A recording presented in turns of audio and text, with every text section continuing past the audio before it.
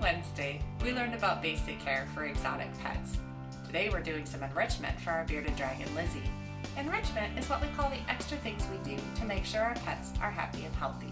It's exercise for their minds and bodies. We know that cats and dogs like toys, but sometimes reptiles are harder to enrich. We talked about Wednesday having different things for our Lizzie to climb, like logs and rocks, and places for her to choose how warm or cool she wants to be, like hammocks. Offering a tunnel or a hide box helps simulate how bearded dragons burrow in the wild.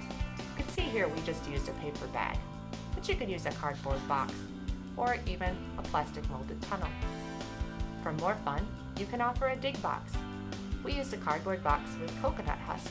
You can also use a shallow plastic tub or a metal baking dish and fill it with millet, flaxseed, or alfalfa pellets. Just be sure not to leave your bearded dragon unsupervised with the dig box.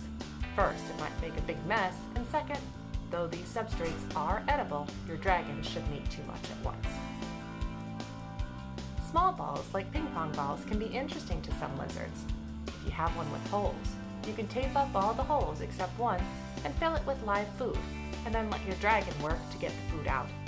It's a way to simulate how they have to work to find food in the wild. Another way you can enrich a reptile is to provide soaking baths. Some bearded dragons like to swim. I try to bathe my dragon at least once a week, more often if she's shedding. Make sure the water's warm but not too hot and not too deep. I put a loose lid on so she doesn't jump out, as it's not her favorite thing. I always try to make sure to dry her off and don't do it too close to bedtime so she doesn't get cold. A mirror makes it look like there's another bearded dragon and can be stressful, so please don't do it for a long time or very frequently. Sometimes her beard gets very puffy. Some people let their dragons roam around the house or take them outside on a leash.